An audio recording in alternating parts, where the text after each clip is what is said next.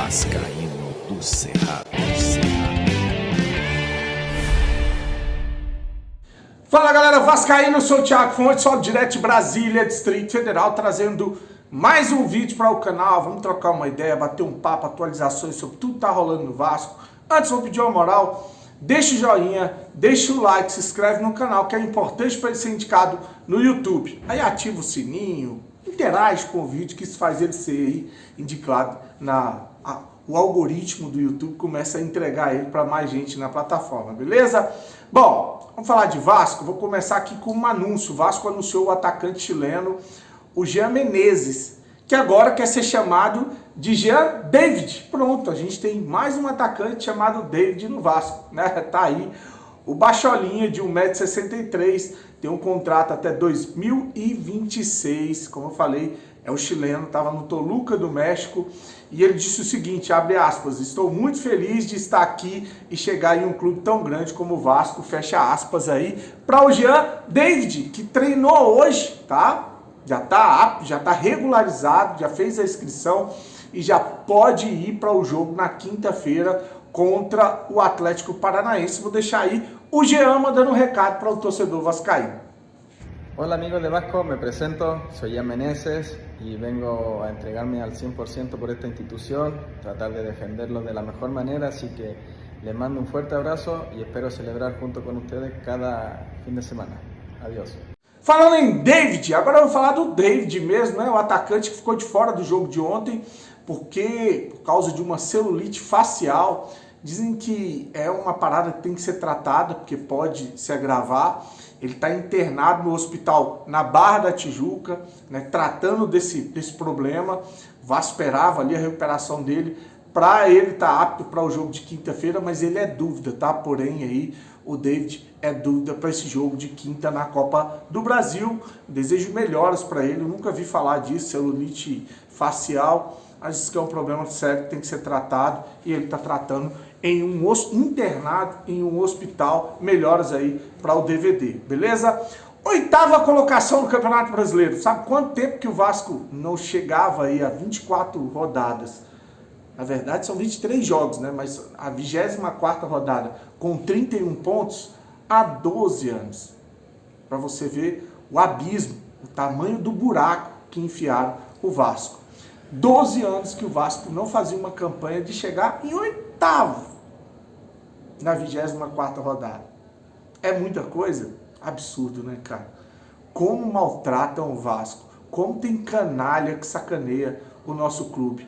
E há muitos anos, né? E agora culminando com a venda para uma quadrilha. Mas tá aí, né? Essa recuperação desde que o Associativo retomou o departamento de futebol com aquela liminar que a oposição era contra, né? Que fez aí o futebol voltar para o controle do Associativo e o Pedrinho entrar para dentro do departamento de futebol, botar para fora toda a galerinha que pertencia a 777 e tomar as rédeas do futebol, trocando de técnico, trocando de executivo, né? Mudando ali as coisas no departamento de futebol que fizeram o Vasco classificar na Copa do Brasil e hoje ter um percentual muito pequeno de possibilidade de cair para a 2ª divisão. Né? Para você ter uma ideia, saiu aí na UFMG, o Vasco tem 3,4% de chance de cair para a 2ª divisão. Era 11%, agora é 3,4%. Para ir para a Sul-Americana, 63,7% de chance. Acho que é mais provável. Acho que o time que não cai, normalmente ele tem essa vaga da Sul-Americana. Acho que um time que fica fora, ou é 2, ou são 2. E a Libertadores, o Vasco tem 9,3% de chance de ir para a Libertadores. Lembrar que o Vasco é o 8º. Se o Botafogo, por exemplo, vamos lá, Botafogo e... dois desses times que estão no topo ganham ali a Sul-Americana e a Copa do Brasil, a Libertadores e a Copa do Brasil, eles têm vaga na Libertadores garantida. Então o G6 da Libertadores passa a ser G8. Então o Vasco pode brigar sim. Agora posso falar isso. O Vasco pode brigar sim para ter uma vaga na Libertadores de 2025. Continuar focado, pé no chão, trabalhando bastante para consertar os erros, né, para o time ser mais consistente no primeiro e no segundo tempo, né, para que a gente consiga, de fato, uma vaga para o campeonato, para a Libertadores. Bom, para finalizar o vídeo, eu vou falar de um assunto aqui chato pra caramba, né? A gente trouxe ali o vídeo que prova que o Piton foi agredido, que o VAR foi omisso. Depois o jogador do Atlético Paranaense partiu para cima do Piton, o segurança foi para apartar. 8 jogadores do Atlético Paranaense cercaram o segurança, agrediram, ofenderam, né? E aí o cara ainda levou a culpa, ainda saiu como o errado da história. Eu vi um vídeo hoje do Mulambo, lá o Mauro César, detonando, né, o Vasco, dizendo que a culpa é do Vasco, que o jogador do Atlético Paranaense, coitado, tomou a virada, estava de cabeça quente, queria ir tomar uma ducha para voltar para casa e do nada surge um elemento, que ele fala, né, chamando para porrada, né, desafiando os jogadores, totalmente longe ou desconectado da realidade. Eu fico puto, sabe por quê? Porque essa profissão de jornalista, seja ele esportivo ou não, acho que um dos fundamentos básicos para um bom jornalista é ir apurar os fatos, é ir saber de fato o que aconteceu e não abrir a boca para defecar, filmando para botar na internet e falar esse tanto de asneira, dizer que o cara pulou para procurar briga com os jogadores que queriam ir para o vestiário, sendo que as imagens mostraram que não! Ele e o jogador do Vasco foram agredidos e cada ação gera uma reação. Falei isso aqui no vídeo de hoje mais cedo e eu não espero coisa diferente desse Mauro César, né? Que é um péssimo profissional aí. Flamenguista, não tem problema ser flamenguista, né? O problema é você não ser profissional. O problema é isso. O problema é que os preceitos básicos do jornalismo é ir procurar o que foi que aconteceu, ouvir o outro lado da história antes de ficar falando asneira na televisão ou aí na internet, tá? E falar asneira, vou trazer uma aqui de um jornalista da Rádio CBN, Grupo Globo, para variar, que é o tal do Carneiro Neto. Olha, o cara é surreal, gente, é surreal. Ele chama o Vasco de time agressivo, time de Zona Norte, né? Barra pesada, que é uma escola ruim.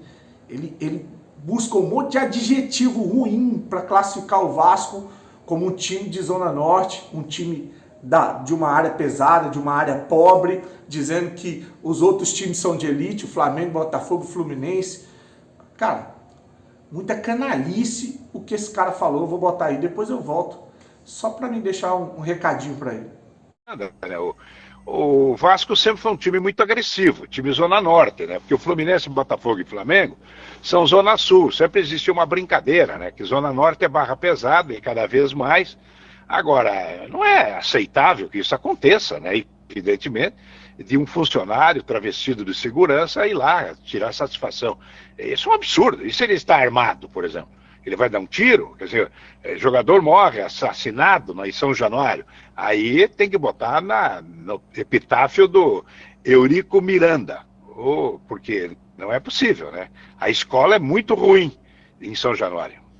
Deixa eu dizer uma coisa aqui para a CBN, para o Grupo Globo, e em especial para esse jornalista Carneiro Neto. Olha, você pode, né, por ser clubista, você pode detonar o segurança, você pode dizer que ele foi o culpado, né, passando por cima ou omitindo os fatos, como eu falei, como fez o Mauro César, né, de dizer que ele foi agredido e o jogador do Vasco, e que ele entrou para proteger os jogadores do Vasco. Não tem problema, você pode dizer que ele foi o culpado, que ele arrumou a confusão, que o Vasco tem que demitir o mau profissional. Tudo isso aí faz parte, cara. Como jornalista clubista, não tem problema, você pode fazer isso à vontade usando o microfone. O que você não pode é faltar com respeito com a instituição. O que você não pode é faltar respeito com a história do Vasco e com os vascaínos. O que você fez foi um ato covarde, de gente canalha, pilantra, safada, vagabundagem o que você fez. Querer desclassificar o Vasco por ser um time de Zona Norte, querer desclassificar o Vasco por ser um time de preto, de pobre, de trabalhador, de classe humilde.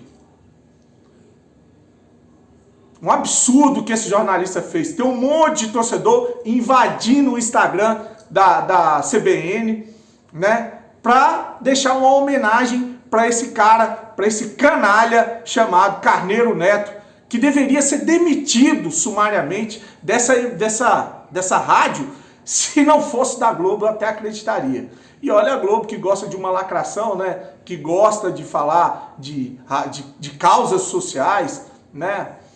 Olha aí, a espécie de funcionário que vocês têm na casa. Curte, se inscreve no canal, fique com Deus, saudações vascaínas.